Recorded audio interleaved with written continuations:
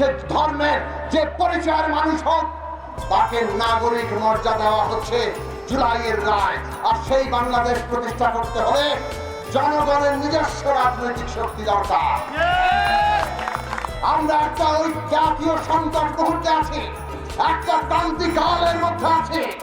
পাশের দেশ সহ নানা শক্তি ওই পতিত ফ্যাসিস্টদের যারা পৃষ্ঠপোষক, তারা এখনো ষড়যন্ত্র থামায় নাই। আমরা সরকারকে দেখছি তারা আইন শৃঙ্খলা সহ দেশে প্রতিষ্ঠানগুলোকে কার্যকর করতে পারে নাই। তার ফলে মিটফোর্ডের সামনে নারকীয় নৃশংস হত্যাকাণ্ড ঘটে।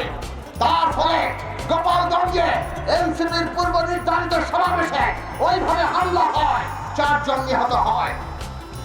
আমরা পরিষ্কার করে বলি, এই যে বহিঃশক্তি আমাদের দেশের পতিত ফ্যাসিস্টদেরকে নানাভাবে উস্কানি দিয়ে ষড়যন্ত্র করে যাচ্ছে, আমাদেরকে সেই ষড়যন্ত্র মোকাবেলা করতে হবে।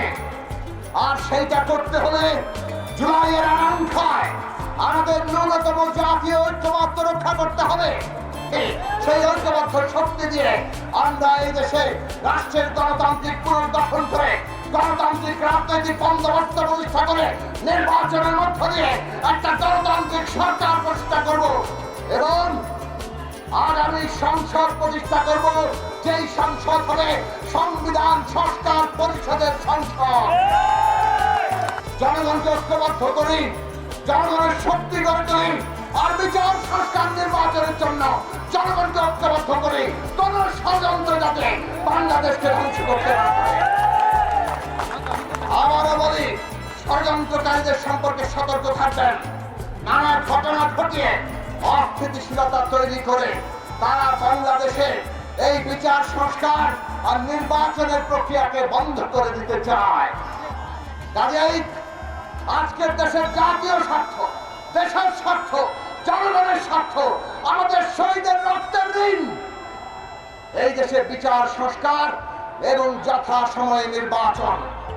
কাজেই এই বিচার সংস্কার নির্বাচনের জন্য আসুন ঐক্যবদ্ধ হই। আমরা যদি ঐক্যবদ্ধ থাকি, বিজয় আমাদের অনিবার্য। শহীদের রক্তের ঋণকে ধারণ করবেন।